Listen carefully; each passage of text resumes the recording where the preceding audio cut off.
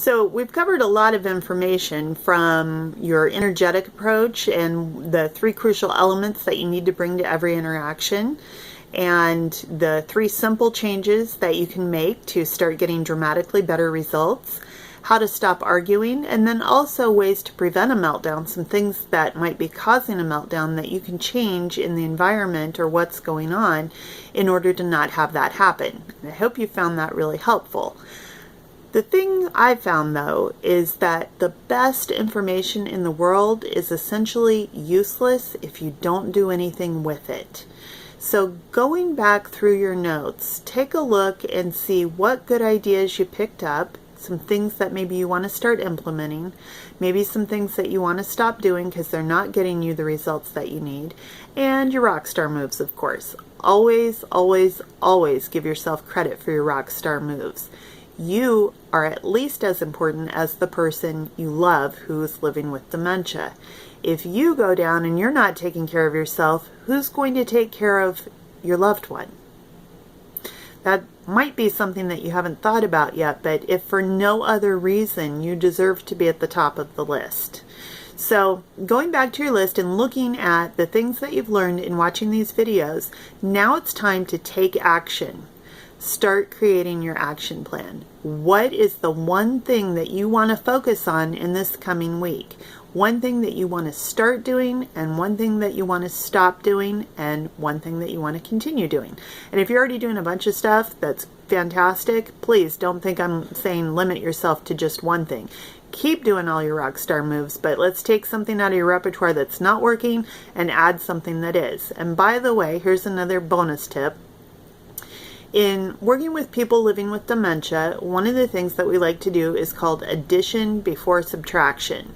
So in the video where I was talking about Betty grabbing my keys, when I was offering her coffee and cookies, that was addition before subtraction. I was offering her something before I tried to take something away, which set me up for success in getting my keys back. When you add something to your repertoire before trying to take something away, that's setting you up for success too. You want to add something positive, and then you can get rid of something that's just not serving you or your loved one. You have something better to replace it with. So looking at that, on one of the pieces of paper, this is your action plan. Pick one thing that you want to work on this week, one thing that you want to get rid of, and write it down. It's really a good idea to keep this where you can see it every single day, preferably someplace where you can see it multiple times throughout the day. If you're thinking of your fridge, I'm just going to warn you, if you haven't already had this experience, people living with dementia typically are able to read a lot longer than we think they are.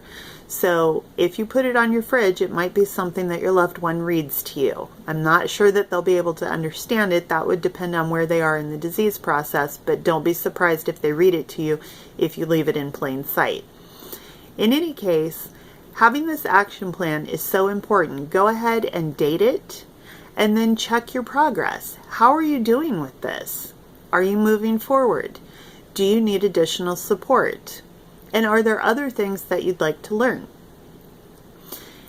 I would love for you to join me at my upcoming workshop. It's in January, and if you click down to the link right underneath this video, you'll be able to see how you can register for it. During that workshop, we're going to take a deeper dive into all of the things I've talked about in this series of videos. I'm going to give you even more tricks because, yes, I do have more tricks up my sleeve. And also talk about the other things that need to happen to help propel you forward and have the best experience you possibly can in being the one who's taking care of the person in your life who's living with dementia. Get you the support that you need, because this is a difficult job.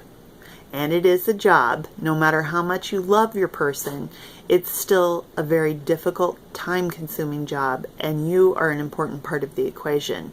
So during this interactive workshop, we talk about where you can get all of the support you need, how you can be best supported, And don't worry, it's not just all about you. It's definitely about dementia too. So some other things that we talk about are managing behaviors without using unnecessary medications. That's actually my specialty.